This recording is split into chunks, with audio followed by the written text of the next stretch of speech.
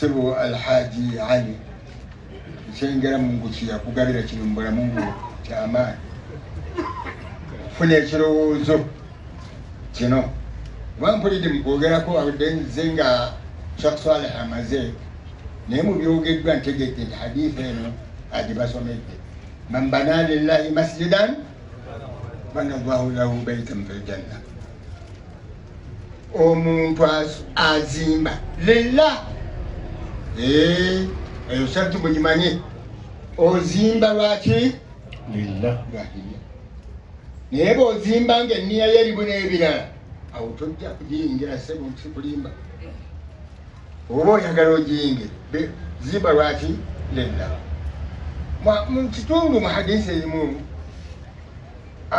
nabbi sallallahu alaihi wasallama baateekawo wakati awo waliwo ku basahaba n'agamba nti nabbi wasallama yagamba omuntu azimba omuzikiti wadde gwenkanankana akasu k'ekinyonyi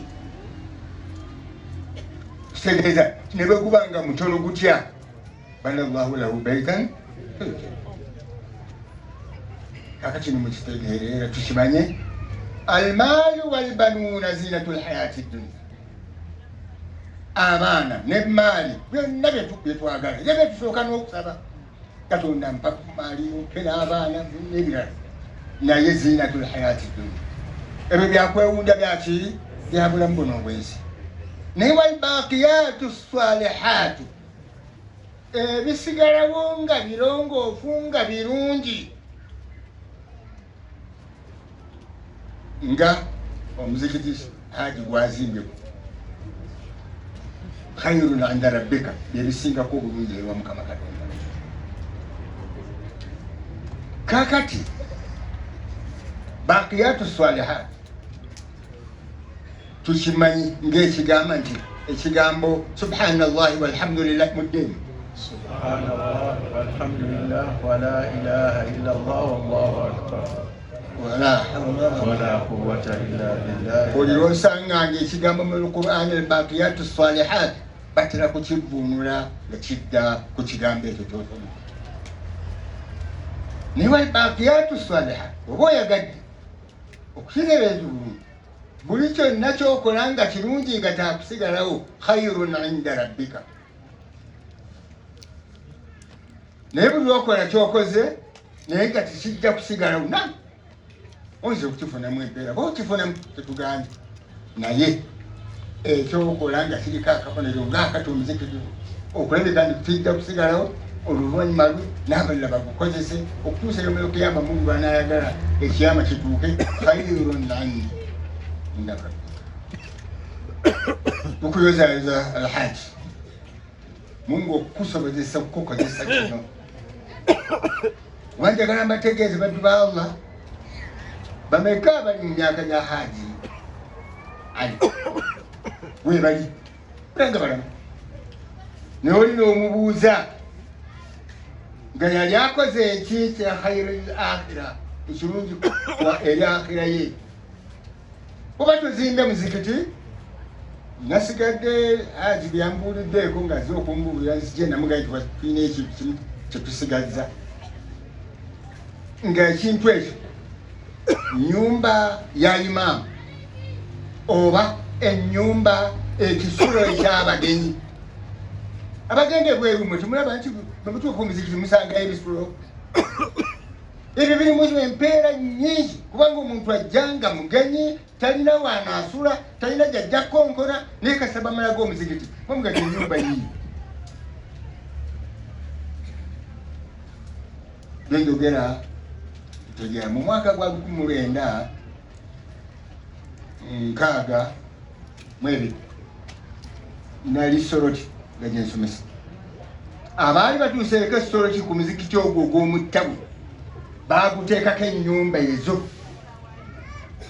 kuliko ennyumba gezimu zipangisibwa bazaakusulamu abantu abagenya baabazze naye nga ssente zeddawa zidda ku muzikiti ne balekawo ebitundu ng'ebitundu ebimu byakubeera nti ababa bazze nga tebalina ssente basuulira bwereere mu kiseera ekyo kyenkukuledde ennyumba ezo bazisuulirangamu siringi bbi mu nkaaga muki nga bagisuliramu siringi bbi naye ne balongoosa nga basinziira ku nnyumba ezo ne bazimba emizikiti emirala ne bazimba n'amasomero era nze nagenda ng'omusomesa mu ssomero eriri okumpi n'ekkomera y'essoroti kakati neŋŋamba Haaji Mungu bana bakyatuwadde obulamu nga Mungu akkiriza oba kakati nga batuleze munnaffe ono manyi bano batera okubeera abangu okusinga ffe oyinza okuŋŋamba nti wempaaya yayo emitwalo 10 nenkuga nti alhamdulillah Mungu baali bagimye nti omwaka ogujja naawe okuba naye bannaffe abana oluusi banguyirwa ennyumba ya imaamu ekiteekeo oba ennyumba ey'ekisulo eky'abantu ababagize obuzibu bwe tulifunye mu Uganda bwe bwokubeera nti ebirungi nga bino bwe tulikoppa mu bannaffe abalala eri gye babikola ate fuwanegapiro byakyenyume kakati bona okitaako ennyumba tebeere yabasuze abajja abayinza sebo oyinza okugalangatana n'abantu bawano n'okamala bukati oyo ajja kujja mu kifo alina waayinza okusula naye najja nakuga nti mpayi wano mwezi nga gumu babadde bangomye mu nnyumba yange nkira nga nsulako wano okumujja mu lubeere lutalo n'olwekyo baddu baabe sebo Haaji Mungu yakuwa ekirowoozo kyo yakuwa nnyo nnyo nnyo nnyo olw'ensonga omuzikiti guno sharia etutegeeza okuva gwe guliwo kaakati okutuuka ku nsi ey'omusanvu muzikiti guno era omuntu gubasimidde entaana nebeera ng'egguka wansi w'omuzikiti guno tekyalibadde kituufu naye ababa bakibaddeyo nga basimidde mu fuuti 15 nga bali mu levu y'omuzikiti guno okukka wansi baba bali mu muzikiti ebbanga erino okutuuka ku ggulu guba muzikiti omuntu senga tubadde bagagga abalina ennyonyi zaffe noga nti akanyonyi kano kankayise wano waggulu wano nsaala eswala yange nga akanyonyi kali awo kalidetoloola obeera mu muzikiti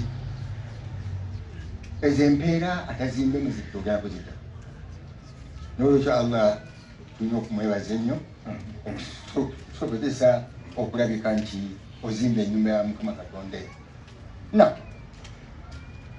ekigambo ky'okutaddaaka kirimu emirimu ebiri tukkirizibwa okusaddaaka tewali saddaaka esinga min sadakati sir saddaaka ey'ekyama tewali kigisinga naye eno walugoola bayambadde namusanga baatyo nno senga sa ekigoli kyange kikiwalaba okiraba ekyokyaba ekifaanana ekyange kyenamuwa sensonga wadde omusanze ali bukunya naye okubeera ng'ate omulaga eri abantu oba okola kino ekiraga nti oli wakitalo eyo saddaaka teba saddaaka ey'omukisa yeyebeera ey'ekyama wabula enkola ng'eya Haaji ate ennungi nnyo mugifunamu embeera nnyingi Haaji n'abalala bakolenga era kyetuba tufuna obuzibu nga bassebo abagoberezi bamu abamu mujja kutusonyiwa mweriwo abasabiriza tubako ensonga oluusi tusabiriza naye bw'okwata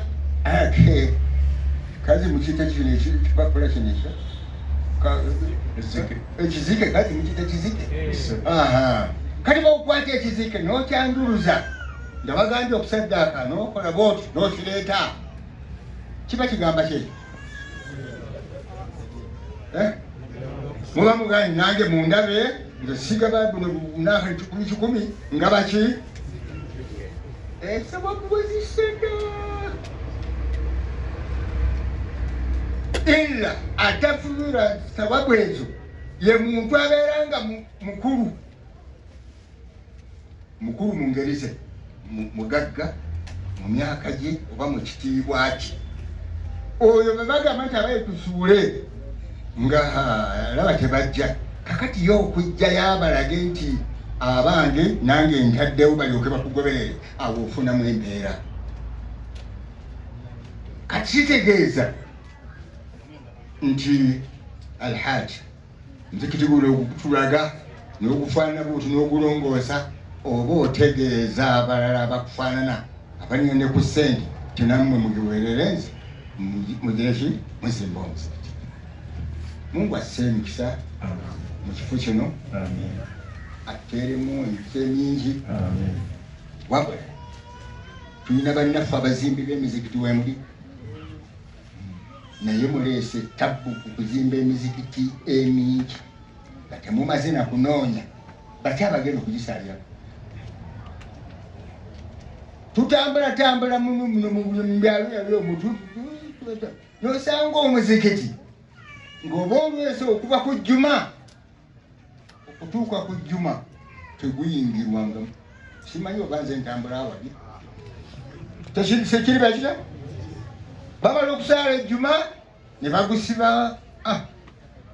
Ebintu bibiri byakabi birungi okubikola naye ate birina obuzibu bwabyo. Ekisooka gwe mizikiti okubeera ku kyalo ng'abantu bagusaaliramu, ekyo kigambo kizibu nnyo eri Allah. Bannange muba mufunye ekizibu mukimanyi ba temukimanyi. Ekyokubiri ye Kulaani etesomwamu. Gwe n'okubeera na Kulaani eyo nti abasaabaseeka balijja bayinza okujja ku Al-Fatiha nga bambuuza Kulaani nga sirina n'obeera nga wagiteeka paka Mungu lwali kujjamu nga togitunulangamu. Ekyo kizibu nnyo. Mungu takyayetaaga Nabbi Muhammad. N'olwekyo abazimba emizikiti tusiranze emizikiti mingi mugizimbye tetuganye naye temumaze kutunula bajja bagenda okugisaalira. Nosanga omuzikiti ku kyalo kwanza kakati omuzikiti bwe gubaawo twaziina. Okwaziina okwo kigambo kya bbeeyi nnyo. Kubanga Rasul salama tegeeza omusajja olisitula eddoboozi nagati Allahu akbar sheitaani zonna ngaakati bwe tutuddewa gye tulina waliwo atalina sheitaani wa taliiwo kubanga Mungu yakikola nga ebinaadama waali ate weewali ne sheitaani. Omulina omumanyi oba tomumanyi naye omulina. Kakati sheitaani ezo olugamba Allahu akbar nezidduka zonna nezigenda eddoboozi ly'omu azinjeriko nezikoma agenda tezaagala kuwulira ku kigambo adhan. Naye olumaliriza la ilaha illallah mwazinyamaze nezidduka emisinde okujja buli emu kudda ku muntu waayo. Kakati kyogamba Allahu akbar kitegeeza ki ekigambo ekyo? Mungu munene, Mungu akitiibwa. Nekakuleetera eka nga gwavuddeyo nga tebannabawa gyakulya. Kakuleetera omusajja benna amala okusaala bwana amanja. Nekakuleetera nabadde nnoonya ssente bwange oba nabusuddewa naabulaba nga maze okusaala. Nekakuleetera emmere teri waka. Nekakuleetera akubanja. Nekakuleetera oli muswala.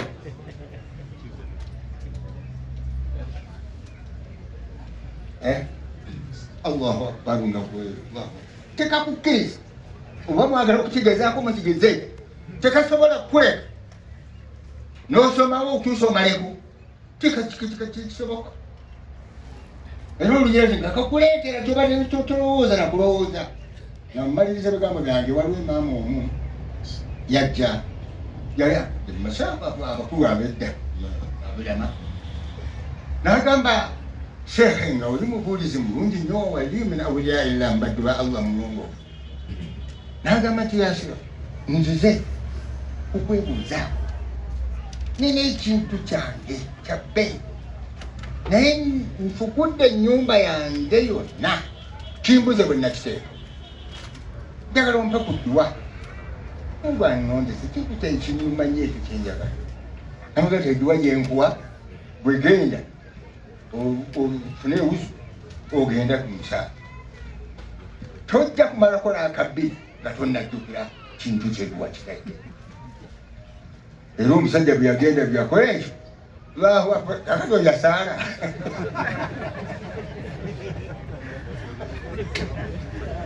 agera kuya salamu alaikum katama ino kuzima okuyeka yoitola yaduka misindera uyakisange n'olwekyo basirwa ekyo dunia ya Allah tukole ebirungi nga Mungu tumusaba abikkirize ate tubikole mu ngeri yonna Mungu yasobola okutusiima inshallah. Mungu akusiimisa n'abakukwatiddeko bonna akusiime mu buli ngeri yonna obeeringa subhanahu wa ta'ala akusatulamu ebirungi ebisinga olowooza. Wasalaamu ala al-mursalin walhamdulillah. Mu kiseera kino ssebo tusiimye ebigambo alhamdulillah. Mbadde nsaba Dr. Kaliisa okulemberemu ttiimu egenda awali makansi okuggulawo okutongole kubeerewo era tuyingire tusaale. Tusaba bannange musituke Haji muleete tutambule. Programu yaffe esigadde omugenyi omukulu tusaba tukole